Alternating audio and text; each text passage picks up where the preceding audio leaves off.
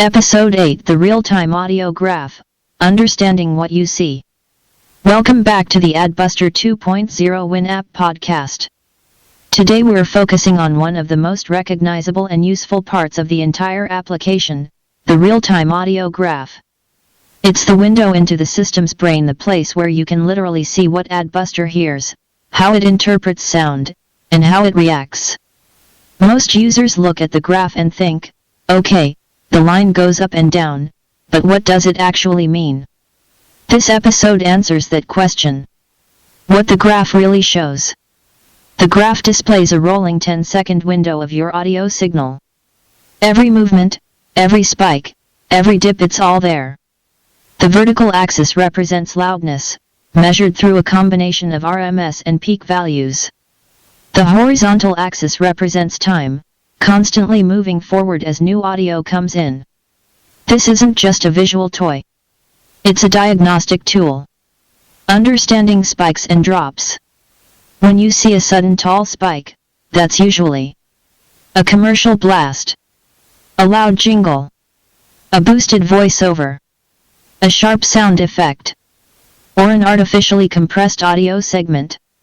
When you see a smooth wave, that's dialogue, natural ambience, music, movie scenes with dynamic range.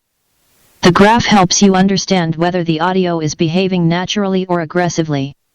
How AdBuster interprets the graph. AdBuster doesn't just show the graph, it reads it.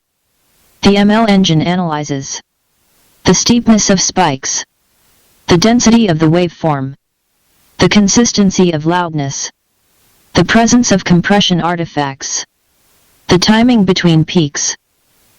Logic then decides whether the spike is natural or artificial, whether it's part of the content or an intrusive ad, whether to react instantly or gradually, how much stabilization to apply.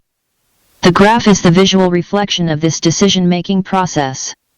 Why the graph builds trust. Users often wonder, is AdBuster actually doing something right now? The graph answers that question instantly. When you see a spike and then watch it flatten smoothly, you know the system is working. When you see a commercial-like block of compressed audio, you understand why the volume suddenly stabilized. It turns invisible processing into something you can observe. Recognizing problematic audio. The graph helps identify channels with inconsistent loudness, apps that output overly compressed sound, devices with unstable audio levels, content that is mastered poorly, sudden transitions between scenes. It becomes a tool not just for stabilization, but for understanding your entire audio environment. How different modes affect the graph. Each mode changes how the graph behaves. Auto smooth spikes moderately.